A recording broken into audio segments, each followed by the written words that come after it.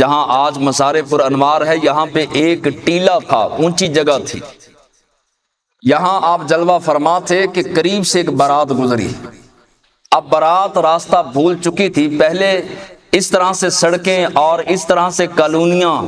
اور انداز نہیں تھا، پہلے تو چٹیل میدان ہوا کرتے تھے، بستیاں ہوا کرتی تھی۔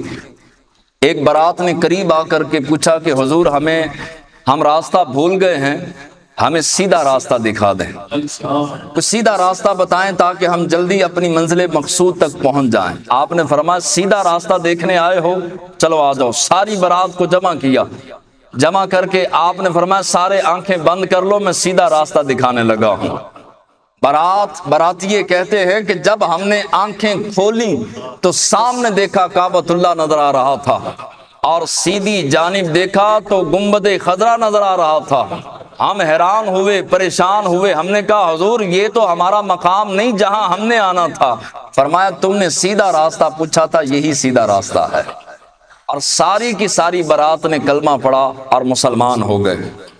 اسی طرح جب حضرت داتا علی حجویری لاہور پہنچے، غزنی شریف سے،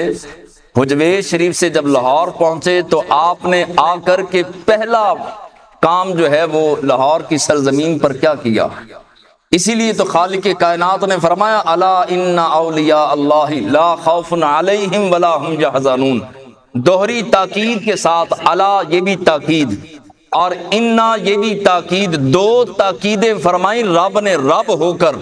تاکہ کوئی اپنی زبان میرے ولیوں پر جو ہے وہ باتیں کھول نہ بیٹھے، زبان کھول نہ بیٹھے، ورنہ سب کچھ تباہ و برباد ہو جائے گا۔ دوہری تاکید فرمائی الا خبردار، انا بے شک، الا انا اولیاء اللہ لا خوف علیہم ولا هم یحزنون، میرے ولیوں کو نہ کوئی خوف ہوتا ہے نہ کوئی غم ہوتا ہے۔ رب نے یہ دونوں چیزیں ان کے دلوں سے نکال دی ہوتی ہے۔ اولیاء کاملین کو وہ رتبہ و مقام یہ دینے والی ذات کوئی عام ذات نہیں، بلکہ پوری کائنات کو جس نے پیدا کیا، اولیاء کو رتبہ، مرتبہ، مقام، عزت و شان اور شوکت اسی رب نے عطا فرمائی۔ آپ جب لاہور میں تشریف لائے تو پہلا کام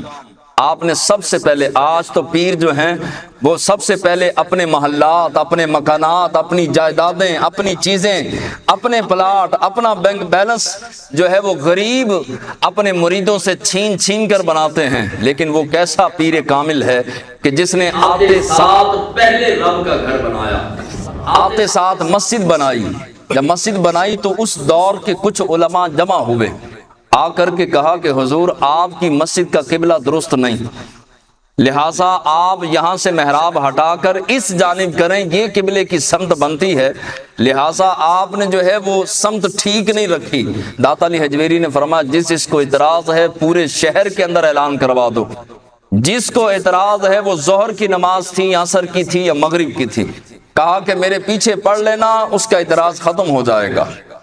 بڑے بڑے علماء اس دور کے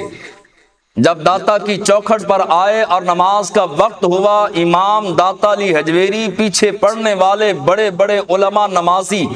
حضرت داتا علی حجویری نے اللہ اکبر کہہ کے جب نماز کی نیت کی اور اللہ اکبر کے لیے ہاتھ اٹھائے تو علماء کی چیخیں نکل گئیں کہ سامنے کعبۃ اللہ تھا،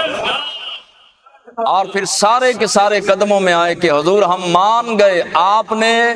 یعنی جہاں پہ آج مسجد ہے اسی مسجد میں علماء حق کو جو ہے وہ سامنے، علماء کرام کو سامنے کعبۃ اللہ دکھا کے بتا دیا، اولیاء کاملین کا جو بھی فیصلہ ہوتا ہے سمجھ آئے یا نہ آئے وہ حق ہی حق ہوا کرتا ہے۔